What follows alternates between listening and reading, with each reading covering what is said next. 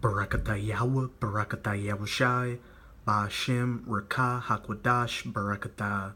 First and foremost, I want to give all praises, honor, and glory to Yahweh, Ba'ashem, Yahushai. Double honors to the apostles and elders, a great millstone that rule well. And peace and salutations to Yakim out there pushing this word in truth. This is the Brother Rai with another video. And I'm going to be doing a sit-down showing how all the so-called good and evil in the world is just the Most High enacting his judgments, and that he controls both sides of it and also uses angels to enact those judgments.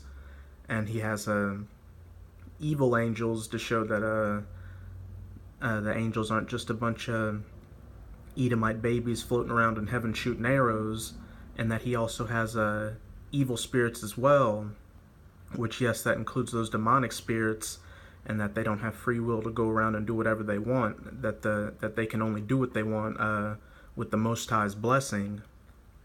So I'm going to start off in Job chapter 1, verse 6. Now there was a day when the sons of God came to present themselves before Yahweh, and Satan came also among them. And Yahweh said unto Satan, Whence comest thou? Then Satan answered Yahweh and said, From going to and fro in the earth, and from walking up and down in it. And Yahweh said unto Satan, Hast thou considered my servant Job, that there is none like him in the earth, a perfect and an upright man, one that feareth God and escheweth evil? Then Satan answered Yahweh and said, Doth Job fear God for naught? Hast not thou made an hedge about him, and about his house, and about all that he hath on every side? Thou hast blessed the work of his hands, and his substance is increased in the land. But put forth thine hand now, and touch all that he hath, and he will curse thee to thy face. And Yahweh said unto Satan, Behold, all that he hath is in thy power, only upon himself put not forth thine hand. So Satan went forth from the presence of Yahweh. So as you can see right here, Satan can't do anything without the Most High allowing him to, which cuts that whole Satan and his fallen angels fighting against the Most High BS that's going around. And an easy way to think about it is think about Slugworth from Willy Wonka, how he was pitting all the kids against each other, but in the end he was working for Willy Wonka. And now I'm going to go to Isaiah 45 verse 7. I form the light and create darkness. I make peace and create evil. I, Yahweh, do all these things. So right there you see that the Most High controls both sides of it. And I'm going to go further to Deuteronomy 32:39. See now that I, even I am he, and there is no God with me. So again, that cuts all that Satan and his fallen angels having free will BS. I kill and I make alive. I wound and I heal. Neither is there any that can deliver out of my hand. So in the first chapter of Job, Satan was only allowed to mess with Job's life after he got the blessing from the Most High to do it. And now I'm going to go to Amos 3 and 6. Shall a trumpet be blown in the city, and the people not be afraid? Shall there be evil in a city, and Yahweh hath not done it? I'm going to give an example of that Valentine's Day shooting that happened in Florida a couple of days ago. And I'm not going to speculate on whether it was a false flag or not. I'm just going to use it as an example. But that was the Most High controlling that. And all those kids getting shot, that was just their judgment. And you have a lot of people who will think, oh, how could this happen? There must be no God because all these innocent lives have been taken away. But that brings me to Job 4 and 7. Remember, I pray thee, whoever perished being innocent, or where were the righteous cut off? So those people weren't anybody that was killed during that event. That was just the judgment on the Most High of them. And as it just said in Job, no one who Slakia, as it said, whoever perished being innocent. So nobody's really innocent, not you, not me, or anybody. The only person that was ever innocent was Yahushua, so-called Jesus, and even then, he was only innocent when he reincarnated into that particular life, which that's a whole other topic in itself.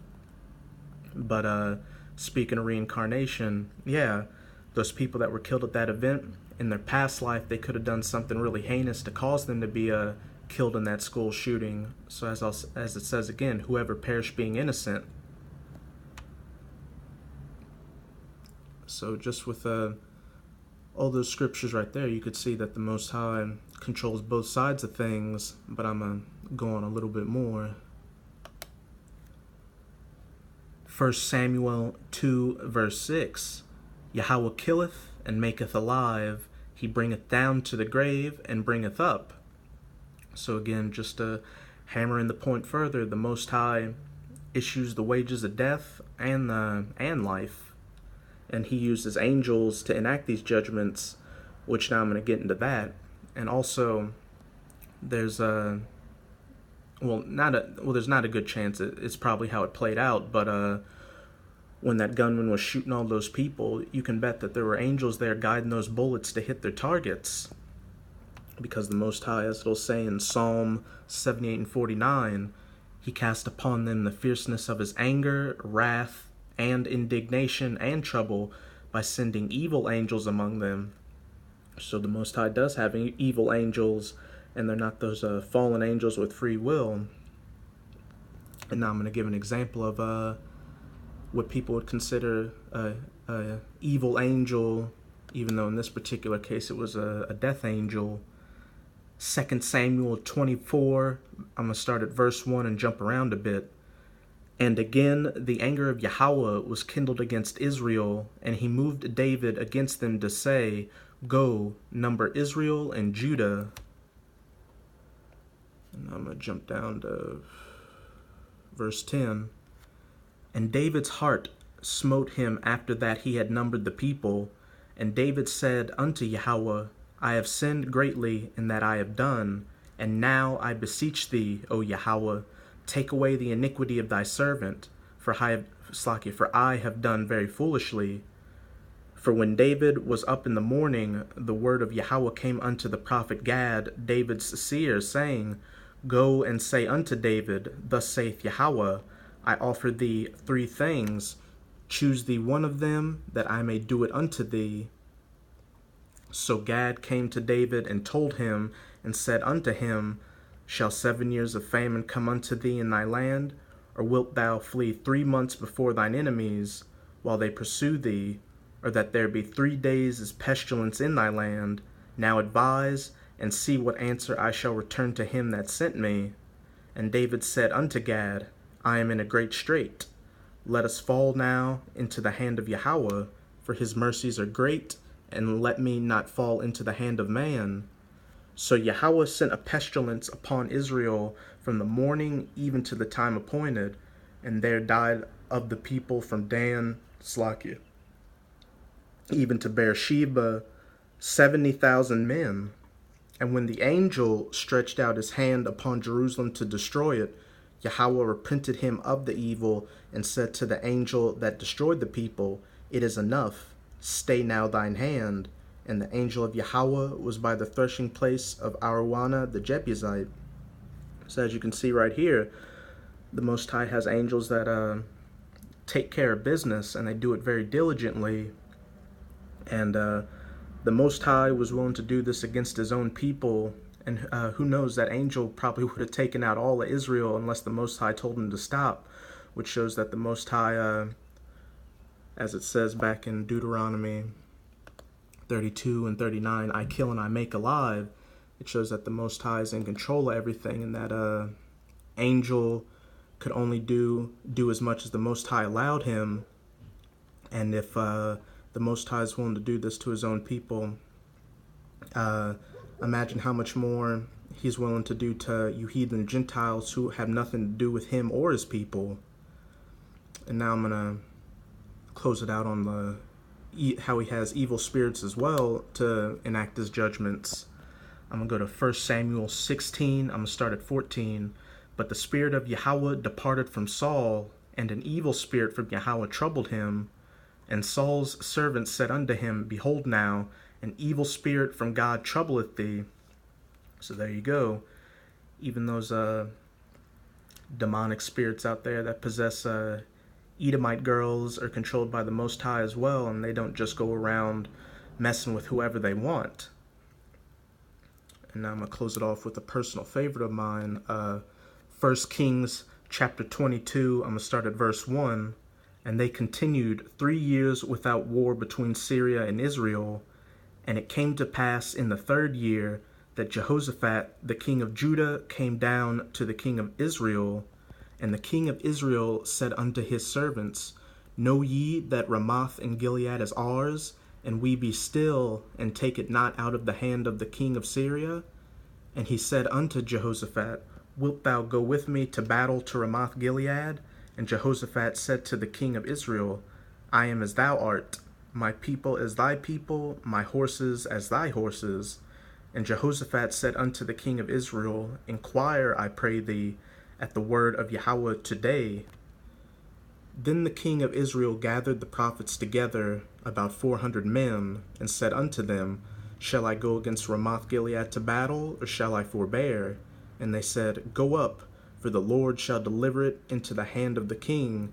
And Jehoshaphat said, Is there not here a prophet of Yahweh, besides that we might inquire of him? And the king of Israel said unto Jehoshaphat, There is yet one man, Micaiah the son of Imlah, by whom we may inquire of Yahweh, but I hate him, for he doth not prophesy good concerning me, but evil. And Jehoshaphat said, Let not the king say so. Then the king of Israel called an officer and said, Hasten hither Micaiah the son of Imlah. And the king of Israel and Jehoshaphat the king of Judah sat each on his throne, having put on their robes in a void place in the entrance of the gate of Samaria, and all the prophets prophesied before them. And Zedekiah the son of Chenaanah made him horns of iron, and he said, Thus saith Yahweh, With these shalt thou push the Syrians until thou have consumed them. And all the prophets prophesied so, saying, Go up to deliver Ramoth Gilead and prosper, for Yahweh shall deliver it into the king's hand. And the messenger that was gone to call Micaiah spake unto him, saying, Behold now, the words of the prophets declare good unto the king with one mouth. Let thy word, I pray thee, be like the word of one of them, and speak that which is good. And Micaiah said, As Yahweh liveth, what Yahweh saith unto me, that will I speak. So he came to the king, and the king said unto him, Micaiah, shall we go against Ramoth Gilead to battle, or shall we forbear? And he answered him, Go and prosper, for Yahweh shall deliver it into the hand of the king. And the king said unto him, How many times shall I adjure thee that thou tell me nothing but that which is true in the name of Yahweh? And he said, I saw all Israel scattered upon the hills, as sheep that have not a shepherd. And Yahweh said, These have no master. Let them return every man to his house in peace. And the king of Israel said unto Jehoshaphat, Did I not tell thee that he would prophesy no good concerning me, but evil? Now here's the point. And he said, Hear thou therefore the word of Yahweh. I saw Yahweh sitting on his throne, and all the host of heaven standing by him on his right hand and on his left. And Yahweh said, Who shall persuade Ahab, that he may go up and fall at Ramoth Gilead? And one said on this manner, and another said on that manner. And there came forth a spirit, and stood before Yahweh, and said, I will persuade him. And Yahweh said unto him, Wherewith? And he said, I will go forth, and I will be a lying spirit in the mouth of all his prophets. And he said, Thou shalt persuade him, and prevail also. Go forth and do so. Now therefore, behold, Yahweh hath put a lying spirit in the mouth of all these thy prophets, and Yahweh hath spoken evil concerning thee. So there you go right there. The Most High controls both sides of the equation, the good and the evil, and he has good and evil angels, as well as righteous and unrighteous spirits, like this lying spirit that enact his judgments, and